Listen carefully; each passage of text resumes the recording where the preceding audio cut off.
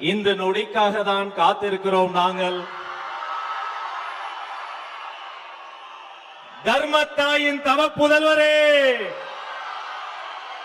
தமிழக வெற்றி கழகத்தின் தலைவா, தலைவா வா, தலைமை ஏற்க வா, தலைமை உரைத்தா. தமிழக வெற்றி கழகத்தின் தலைவர் வேலூரில் இதோ உங்கள் முன்னால்.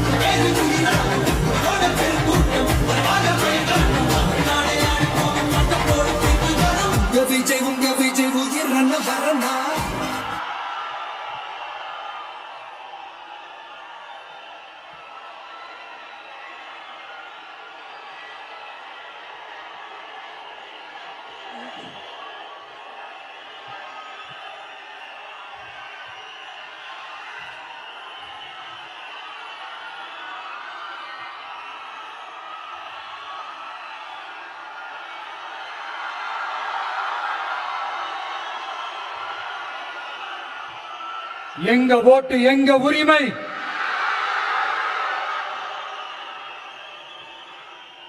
எங்களை யாரும் விலைக்கு வாங்க முடியாது.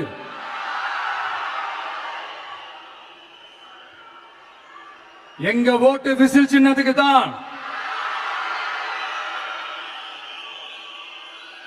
யாரையும் நம்பி ஏமாற மாட்டோம். எங்க வார்த்தையிலிருந்து மாற மாட்டோம். இது நிஜம். தேங்க்யூ.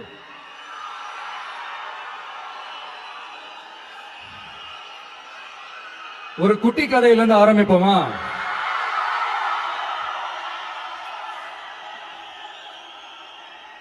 ஒரு பெரிய ஊரு, ஒரு 4 ரோடு ஜாயிண்ட் ஆகுற மாதிரி ஒரு ஜங்ஷன்,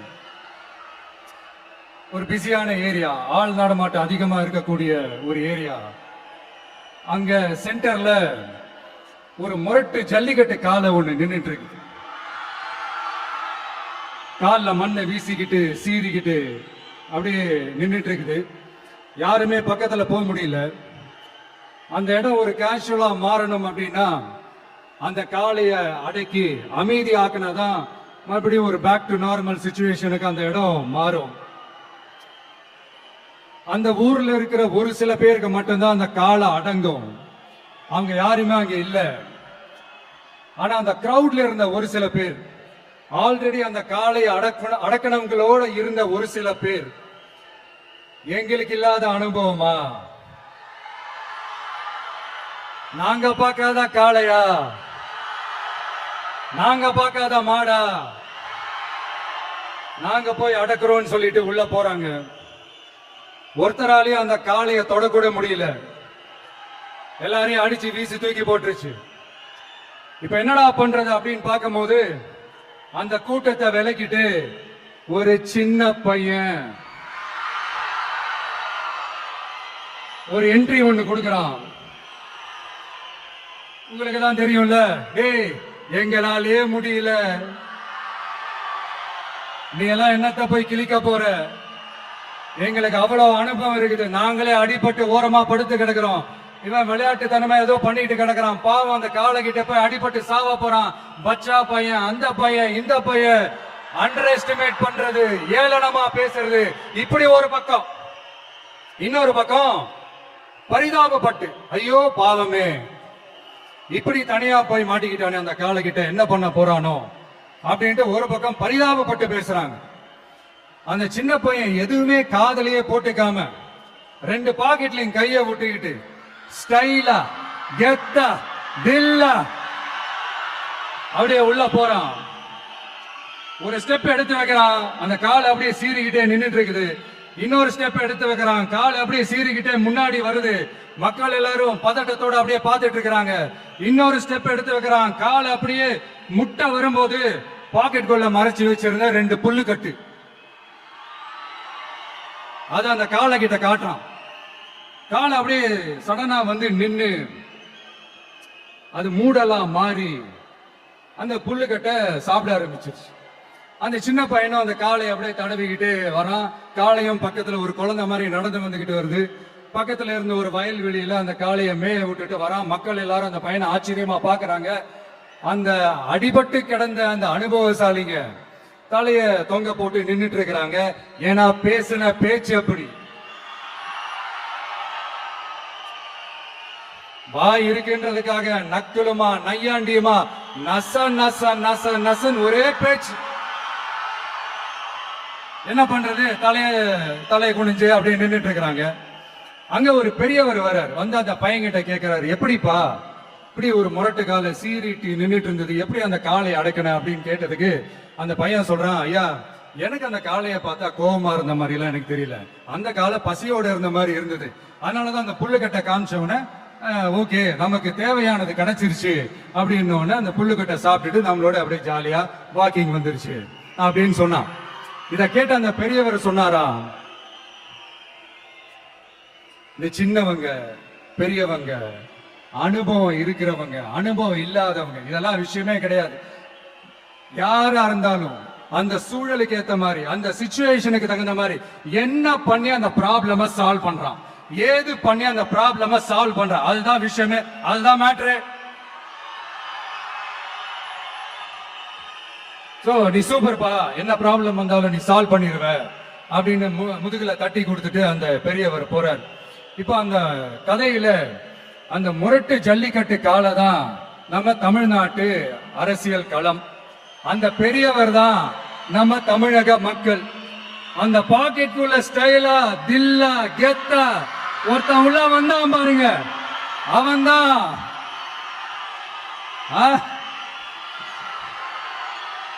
நான் இல்லைங்க, நான் இல்ல, நானு நீங்க நாம எல்லாருமா சேர்ந்து மாபெரும் மக்கள் சக்தியா இருக்கக்கூடிய நம்ம டிவிக்கு, அதுதான் அந்த சின்ன பையன்.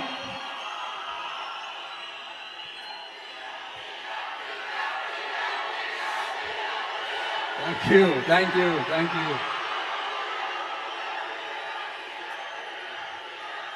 மக்களை நேசிக்கிற ஒரு நல்ல தலைமை இல்லாததுனால இத்தனை வருஷமா வேற வழி இல்லாம ஸ்டாலின் சார் கொடுத்த அந்த பொய்யான வாக்குறுதிகள் எல்லாத்தையும் நம்பி ஏமாந்த நம்ம மக்களுக்கு சரியான நேரத்தில் ஒரு வெகுஜன மக்கள் இயக்கமா வந்ததுதான் நம்ம டிவிக்கு. அந்த முரட்டு ஜல்லிக்கட்டு கால கதை ஏன் சொன்னோம், எதுக்கு சொன்னோம், யார் யாருக்கெல்லாம் சொன்னோங்கிறது புரிய வேண்டியவங்களுக்கு புரியும் நினைக்கிறேன்.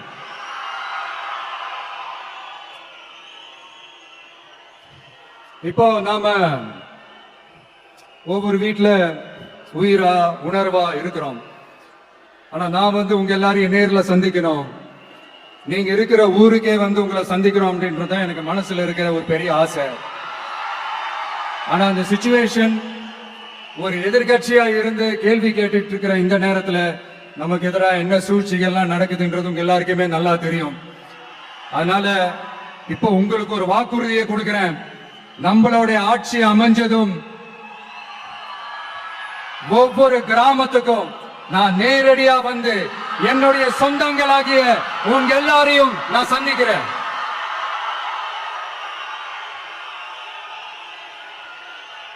கொஞ்ச நாளைக்கு முன்னாடி நம்ம ஸ்டாலின் சார் ஒரு உருட்டு ஒண்ணு உருட்டினாரு, நீங்க கேள்விப்பட்டிருப்பீங்க.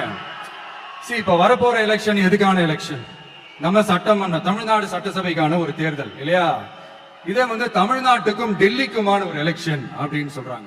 இன்னும் கொஞ்சம் மேல போய் தமிழ்நாட்டுக்கும் என்டிஏவுக்குமான ஒரு எலெக்ஷன் அப்படின்னு சொல்றாங்க.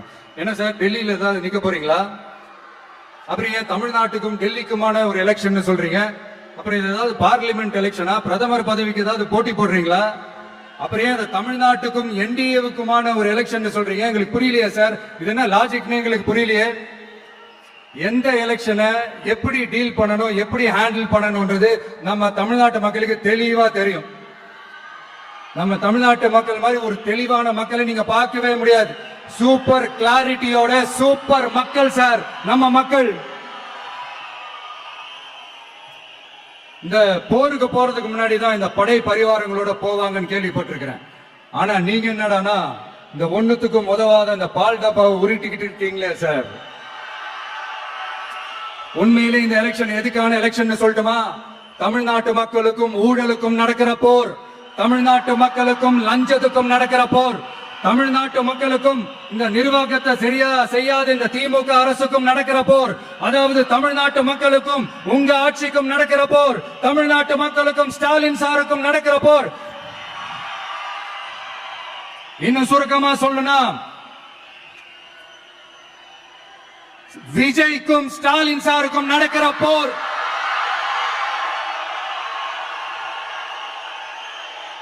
இதுக்கு நடுவுல இந்த என்டிஏ டெல்லி இதெல்லாம் என்ன லாஜிக்னே புரிய மாட்டேங்குது சார். தமிழ்நாடு தான் விஜய், இந்த விஜய் தான் தமிழ்நாடு. தூய சக்தி டிவிகேவுக்கும் தீய சக்தி டிஎம்கேவுக்கும் தான் இந்த போர். இப்படி உக்கிரமா இருக்கிற இந்த போர்ல மறுபடியும் ஒண்ணுத்துக்கும் உதவாத இந்த பால் டப்பாவை உருட்டிக்கிட்டு இன்னொரு காமெடி வேற. அது என்னடானா அவரோட ஆட்சியில தான் தமிழ்நாடு சூப்பர் ஸ்டார் மாநிலமா இருக்குதான். கரெக்ட், தமிழ்நாடு சூப்பர் ஸ்டார் மாநிலம் தான். காமராஜர் அவர்கள் டைம்ல, அண்ணா அவர்கள் டைம்ல, எம்ஜிஆர் அவர்களோட ஆட்சியில. இன்னைக்கு ஒண்ணுத்துக்கும் உதவாத இந்த உல்டா மாடல் ஆட்சியில தமிழ்நாடு சூப்பர் ஸ்டார் மாநிலமெல்லாம் ஒண்ணு இல்ல, சூப்பர் ஸ்டாண்ட் அப் காமெடிக்காரர் நடத்துற மாநிலமா மாறிடுச்சு. மக்களே, உங்களுக்காக மட்டுமே தான் வர தடைகள், சதிகள், சூழ்ச்சிகள் எல்லாத்தையும் தாண்டி இந்த 2026 இந்த தேர்தலில் டிவிக்கு தில்லா நிற்கும்.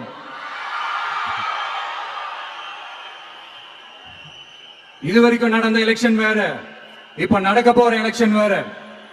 ஒவ்வொரு 5 இயர்ஸுக்கும் நடக்கிற எலெக்ஷன் மாதிரி இதை நினைச்சிடாதீங்க. 50 வருஷத்துக்கு ஒரு வாட்டி நடக்க போற ஒரு எலெக்ஷன் மாதிரி இது. அதிசய எலெக்ஷன். ஒரு எலெக்ஷன்ல அவங்களோட எதிரிகளை தான் எதிர்ப்பாங்க, அப்படிதான் எதிர்ப்பாங்க, அதுதான் யதார்த்தமும் கூட. ஆனா இந்த எலெக்ஷன்ல தான் ஒட்டுமொத்தமா எல்லாருமா சேர்ந்து ஒருத்தனை எதிர்க்கிறாங்க. ஒட்டுமொத்தமா எல்லாருமா சேர்ந்து இந்த விஜயை எதிர்க்கிறாங்க. ஏன்னா இந்த விஜய் ஊழலை எதிர்க்கிறான், லஞ்சத்தை எதிர்க்கிறான், மக்களோட மக்களா நிக்கிறான். அந்த மக்கள் அவன் கூட நிக்கிறாங்க. அந்த காண்டு எப்படி அந்த காண்டு தான் ஒட்டுமொத்தமா எல்லாருமா சேர்ந்து ஒருத்தனை எதிர்க்க காரணம். நீங்க எப்படி வேணா எதிர்த்துக்காங்க, ஆனா போட்டி 2 பேருக்கு நடுவுல தான். ஒண்ணு இன்னொன்னு. இந்த எலெக்ஷன் டேல மேக்சிமம் என்ன பண்ணுவீங்க? போவீங்க, ஓட்டு போடுவீங்க, வருவீங்க, அவ்வளவுதான் உங்களுடைய பார்ட்டிசிபேஷன். ஆனா இந்த எலெக்ஷன்ல நீங்க பங்கெடுத்துக்க போறீங்க. எஸ், உங்க வீட்டுல இருக்கிற ஒரு விஜய் தான், உங்க வீட்டுல இருக்கிற ஒரு விஜய் தான் வேட்பாளரா நிக்க போறாங்க. உங்க வீட்டுல இருக்கிற ஒரு வேட்பாளர்னா அப்ப உங்க வீட்டுல இருக்கிற மத்தவங்க எல்லாருமே வாக்காளர்கள் தானே. உங்க அம்மா, உங்க அப்பா, உங்க அண்ணன், உங்க தம்பி, உங்க சொந்தம் டிவிக்கு வேட்பாளர் அப்படின்னா அப்ப உங்க ஓட்டு விசில் சின்னத்துக்கு தான் எல்லாருக்குமே தெரியும். ஏன் நம்மளோட எதிரிகளுக்கு கூட அது நல்லாவே தெரியும். அதனாலதான் நமக்கு எதிராக அவ்வளவு அவதூறு பரப்புறாங்க. என்னென்ன அவதூறு பரப்புறாங்கன்றது உங்களுக்கே நல்லா தெரியும். ஆனா அவங்களுக்கு தெரியாது ஏன் மேல அவதூறு பரப்புனா அது மக்கள் மேல அவதூறு பரப்புற மாதிரின்னு. எனக்கு அரசியல் தெரியலன்னு சொன்னா அது மக்களுக்கு அரசியல் தெரியலன்னு சொல்ற மாதிரின்னு. என்ன அசிங்கமா பேசுனா அது மக்கள் அசிங்கமா பேசுற மாதிரின்னு. எனக்கு எதிராக செய்யற ஒவ்வொரு செயலும் அது மக்களுக்கு எதிராக செய்யற செயல் அவங்களுக்கு தெரியாம போச்சு. இந்த விஜயும் மக்களும் வேறு வேறு இல்லை. இந்த விஜயும் மக்களும் ரத்தமும் சதையும் மாறி, உடலும் உயிரும் மாறி ஒன்னிலிருந்து பண்ண பிரிக்கவே முடியாது. எஸ், சென்சிட்டிவான சென்டிமெண்ட், அது சென்சிட்டிவான சென்டிமெண்ட்.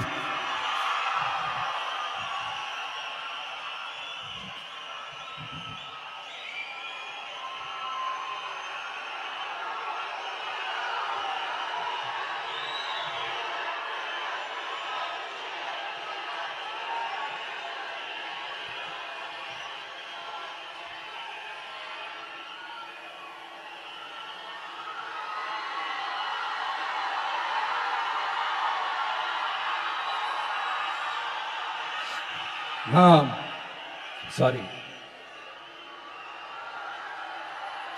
இதை யாரும் அசைக்க முடியாது. மக்களை நேசிக்கிற விஜய் வேணுமா, மக்கள் விரோத ஆட்சி நடத்துற ஸ்டாலின் சார் வேணுமா? இந்த விஜய் நம்புறீங்களா, ஸ்டாலின் சார் நம்புறீங்களா? Proof, this is the proof.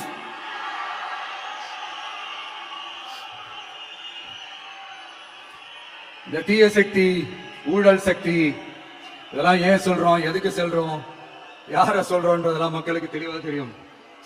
அதே மாதிரி டிவி கேவுக்கு போட்டி டிஎம்கே தான்றதும் மக்களுக்கு தெளிவா தெரியும். அப்படி இருக்கும்போது நாம ஏதாவது பேசினா வாண்டடா சில பேர் வந்து வண்டியில ஏறி உட்கார்ந்துக்கிறாங்க. ஆமா, வாண்டடா சில பேர் வண்டியில ஏறி உட்கார்ந்துக்கிட்டு குரல் கொடுக்கறாங்க. சீரியஸா ஒரு போட்டி நடந்துகிட்டு இருக்கும் போது இங்க காமெடிக்கெல்லாம் இடம் இல்ல பாஸ். இதெல்லாம் மக்களுக்கு தெளிவா தெரியும். இந்த நேரத்துல ஒரு சீரியஸ் கேள்விய இன்னைக்கு இருக்கிற மிகப்பெரிய அரசியல்வாதிங்க கிட்ட கேட்கணும்னு நான் நினைக்கிறேன். நீங்க அரசியலுக்கு வர்றதுக்கு முன்னாடி உங்ககிட்ட இருந்த சொத்து எவ்வளவு? அரசியலுக்கு வந்ததுக்கு அப்புறம் இன்னைக்கு உங்ககிட்ட இருக்கிற சொத்து எவ்வளவு? அதை ஓபனா டிக்ளேர் பண்ண முடியுமா? அப்படி வந்த காசுலாம் என்னென்ன தொழில் செஞ்சு வந்துச்சு, என்ன வேலை செஞ்சு வந்துச்சு, உண்மையிலே நீங்க உழைச்சி சம்பாதிச்ச காசா, இல்ல ஆட்சி அதிகாரத்துக்கு வந்ததுக்கு அப்புறம் ஆட்டைய போட்ட காசா? இதெல்லாம் ஓபனா டிக்ளேர் பண்ண முடியுமா? இதெல்லாம் நம்ம கேட்டா எல்லா ஊழல்வாதிகளும் ஒன்னா சேர்ந்து நம்ம மேல சேத்தவாரி வீசுவாங்க. அது பத்திலாம் நமக்கு கவலை இல்லை. ஏன்னா நாம யாருன்னு மக்களுக்கு நல்லாவே தெரியும். எனக்கு ஒரு புது ஃப்ரெண்ட், புது நண்பர் ஒருத்தர் கிடைச்சிருக்காரு. யார் தெரியுமா? தெரியாதா? முதல்வர் அவர்கள் தான். இப்ப ஒரு நிருபர் ஒருத்தர் கேட்ட கேள்விக்கு எனக்கு எதிரிகள்லாம் யாரும் இல்ல, அவங்க எல்லாருமே எனக்கு நண்பர்கள் தான் அப்படின்னு சொன்னாங்களே. அப்படி நாங்கெல்லாம் உங்களுக்கு நண்பர்கள்னா அப்புறம் ஏன் சார் கரூர் விஷயத்துல ஏன் மேல பழி தூக்கி போட்டீங்க? உங்களுக்கு மனசாட்சின்னு ஒண்ணு இருந்தா அப்படி பேசிருப்பீங்களா?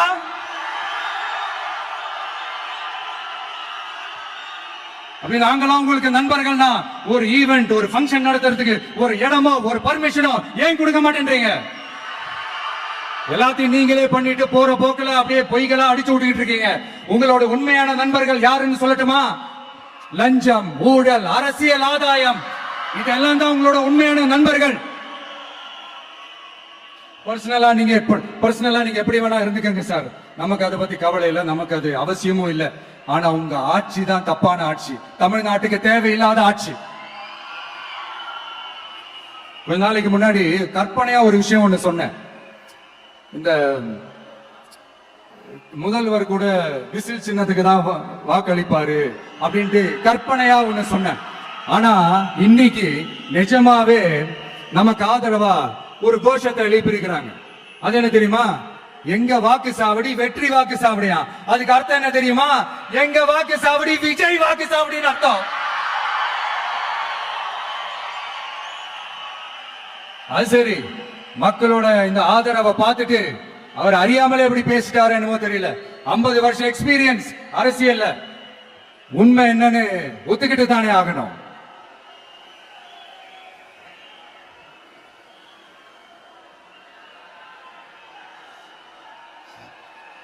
ஜனநாயகம்ங்கிறது பெரும்பான்மை ஆட்சி அதிகாரம் சார்ந்தது மட்டும் இல்ல, சிறுபான்மை மக்களின் உரிமைகள் உணர்வுகளும் புனிதம்னு நினைச்சு அதையெல்லாம் காப்பதற்கு பெயர் தான் ஜனநாயகம்னு 1963 அறிஞர் அண்ணா பார்லிமெண்ட்ல பேசினதை நாம இங்க சொல்றது ரொம்ப பொருத்தமா இருக்கும். அறிஞர் அண்ணா சொன்னதுதான் டிவிகேவோட நிலைப்பாடும். இந்த ஸ்டாண்ட்ல நாம 100% உறுதியா இருப்போம். யாருக்காகவும் எதுக்காகவும் இதுல சமரசமே கிடையாது. மதச்சார்பற்ற சமூக நீதி தன்மை தான் நம்ம அடிப்படை கொள்கைகள் ஒண்ணு, அதுல எந்த மாற்றமும் எப்பவும் கிடையாது. ஆனா இதெல்லாம் மறந்துட்டு எப்படியாவது எதையாவது செஞ்சு ஓட்டு வாங்குறதுக்காகவே இங்க சில பேர் இருக்கிறாங்க. அவங்கள மாதிரி நமக்கு அப்படி சில பிரச்சனைகள்ல எரியற நெருப்புல எண்ணெய ஊத்துற எண்ணமே இல்ல.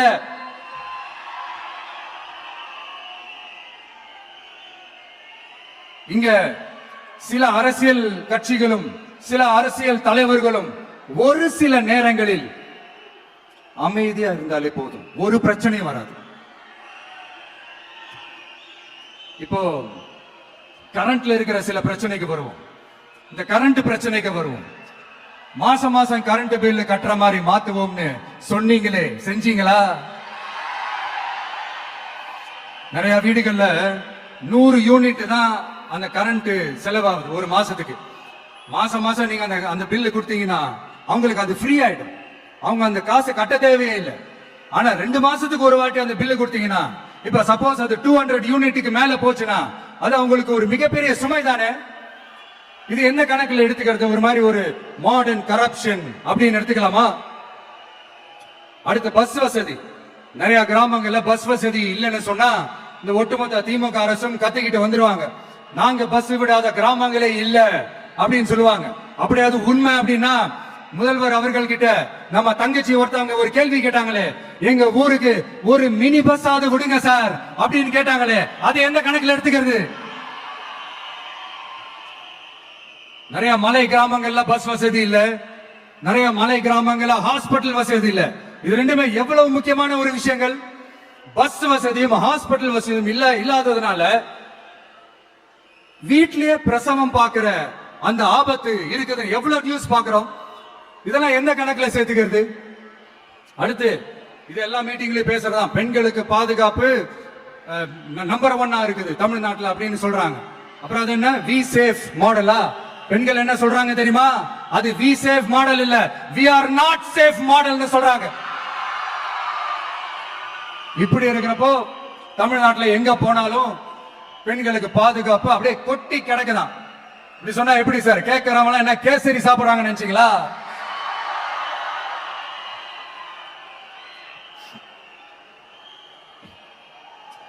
அடுத்து இந்த சட்டம் ஒழுங்கு, அது காணாம போய் ரொம்ப நாள் ஆச்சு. இவன் வேற, இந்த விஜய் வேற, எங்க போனாலும் இந்த மக்கள் கிட்ட இந்த சட்டம் ஒழுங்கை பத்தி பேசி ஞாபகப்படுத்திக்கிட்டே இருக்கான்னு முதல்வர் அவர்கள் அவங்க கூட இருக்கிறவங்க கிட்ட எல்லாம் சங்கடப்பட்டாங்க. நாம என்ன பண்றது? நாம தான் தமிழ்நாட்டோட விசில் ப்ளோயர் ஆச்சே.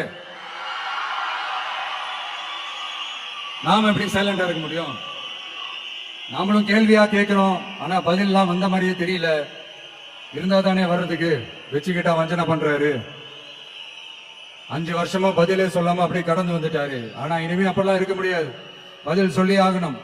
மக்களே, இந்த தீய சக்தி, இந்த அட்ராசிட்டிய ஒரு எண்டு கார்டு போடணும் அப்படின்னா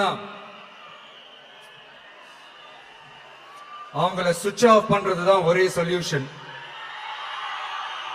அதுக்கான ரிமோட் தான் வரப்போற எலெக்ஷன். அந்த ரிமோட்ல நீங்க அழுத்த வேண்டியது ஒரே ஒரு ஆப்ஷன், அதுதான் நம்ம விசில் சின்னத்தோட பட்டன். இத 4 விஷயத்தை நீங்க செஞ்சாலே போதும். ஒவ்வொரு இவிஎம் மிஷின்லயும் விசில் சின்னத்துக்கு நேரா இருக்கிற அந்த பட்டனை பச்சக்கு பச்சக்கு பச்சக்குன்னு ஒரு அழுத்த அழுத்துங்க. எப்படி? அவ்வளவுதான். நம்ம காஞ்சிபுரத்துல பேசும்போது நம்மளுடைய விஷன் என்னன்னு சொன்னோம். இப்ப அதனுடைய கண்டினியூஷனா சில விஷயங்கள் இங்க நான் சொல்லணும்னு ஆசைப்படுறேன். இப்போ சொல்றேன், உறுதியா சொல்றேன், சத்தியமா சொல்றேன். பெண்கள், பெண் குழந்தைகள், ஆண் குழந்தைகள் பாதுகாப்பு நம்ம ஆட்சியில நம்பர் 1 இருக்கும். சட்டம் ஒழுங்கு ரொம்ப ரொம்ப ஸ்ட்ரிக்டா இருக்கும். அரசு பள்ளிக்கூடங்களும் கல்லூரிகளும் முதல் தரமா இருக்கும். போட்டி தேர்வுகளுக்குன்னு லட்சங்களை கொட்டி தனி கோச்சிங் சென்டர் போய் படிக்க அவசியமே இருக்காது. ஏன்னா கவர்மெண்ட் ஸ்கூல், காலேஜ் சிலபஸே போட்டி தேர்வுகளை ஈஸியா சந்திக்கிற வகையில் அந்த ஸ்டாண்டர்டுக்கு ஏத்த மாதிரி அமைக்கப்படும். உயர்நிலை பள்ளி பாடத்திட்டங்களிலேயே அடிப்படை அரசியல் சாசன சட்டம் சேர்க்கப்படும். மாநில மற்றும் ஒன்றிய அரசு அலுவலகங்கள், வங்கிகளின் செயல்பாடுகள் மற்றும் அவற்றை அணுகும் முறை குறித்து மாணவர்களுக்கு தெளிவான புரிதலை ஏற்படுத்தும் வகையில் தேர்வுகள் அற்ற செயல்முறை பாடமாக கற்பிக்கப்படும். இந்தியா முழுக்க உள்ள ஒன்றிய அரசு சார்ந்த கல்வி நிலையங்கள் மற்றும் அதன் சேர்க்கை அட்மிஷன் குறித்து புரிதலும் தெளிவும் மாணவர்களுக்கு உருவாக்கப்படும். அனைத்து அரசு பள்ளிகளிலும் பெண் குழந்தைகளுக்கு சுத்தமான சுகாதாரமான மற்றும் தரமான கதவுகள் பொருத்தப்பட்ட ரெஸ்ட் ரூம்கள் அமைப்பது உறுதி செய்யப்படும். போதைப் பொருட்கள் இல்லாத தமிழகம் உருவாக்கப்படும். மாவட்ட கலெக்டர்கள் மற்றும் எஸ்பிகளில் சரி பாதி பெண்களாக இருக்கும்படி செய்வோம். மலை கிராமங்களில் அரசு ஆரம்ப சுகாதார நிலையங்கள் பிரசவம் பார்க்கும் வசதியுடன் அமைக்கப்படும். பஸ் போக்குவரத்து இல்லாத கிராமங்கள் மற்றும் மலை கிராமங்களே இல்லை என்ற நிலை உருவாக்கப்படும். ஏற்கனவே அமைப்பு சாரா தொழிலாளர்கள் அமைப்பு இருந்தாலும் ஆட்டோ, டாக்ஸி மற்றும் லாரி டிரைவர்களுக்கென அவர்களின் நலன்களுக்காகவும் குடும்ப நலன்களுக்காகவும் தனியாக நல வாரியம் அமைக்கப்படும். தென் தமிழகம் உட்பட தமிழகத்தின் தேவையான பகுதிகளில் தொழிற்சாலைகள் அமைக்கவும் தொழில் வளம் பெருக்கவும் தனி கவனம் செலுத்தப்படும். விவசாயிகள், மீனவர்கள் மற்றும் நெசவாளர்களின் கருத்துக்களை அறிந்து அவர்களுக்கான திட்டங்கள் காலத்தின் தேவைக்கேற்ப உருவாக்கப்படும். இப்போ நம்ம ஸ்டாலின் சார் அறிவாலயம் பக்கத்துல யாரு நடந்து போனாலும், அறிவாலயம் பக்கத்துல யாரு நிழலுக்கு ஒதுங்கினாலும் கூட்டணியில சேர்த்துக்கிறாரு. அந்த வச்சிருக்கிற பணத்துல ஒரு பங்கு ஒண்ணு கொடுத்து அதுக்கு பேர் கல்லாப்பெட்டி கூட்டணின்னு வச்சிருக்கிறேன். இந்த கல்லாப்பெட்டி கூட்டணியை ரொம்ப கஷ்டப்பட்டு சேர்த்திருக்கிறார். ஆனா அவருக்கு நான் சொல்றேன், இந்த அறத பழைய கூட்டணி கணக்குகளோ இந்த கொள்ளையடிச்ச பணத்தையோ வச்சு எங்க மக்களை ஏமாத்தி எல்லாம் ஜெயிக்க முடியாது. ஏன்னா இது மாபெரும் மக்கள் சக்தியான வித்தியாசமான விசில் புரட்சி எலெக்ஷன்.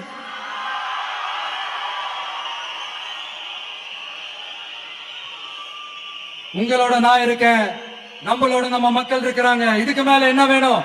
கான்பிடென்டா இருங்க, நல்லதே நடக்கும், வெற்றி நிச்சயம். மீண்டும் சந்திக்கும் வரை நன்றி, வணக்கம். என் நண்பர்களே, ஒரு சின்ன ரிக்வெஸ்ட். நான் திருப்பி இங்க இருந்து 4 hours சென்னைக்கு போனோம். தயவு செஞ்சு யாரும் என் வண்டிக்கு பின்னாடியோ என் வண்டி சைட்லயோ பைக்ல வராதீங்க. உங்களை நான் கெஞ்சி கேட்டுக்கிறேன். Thank you.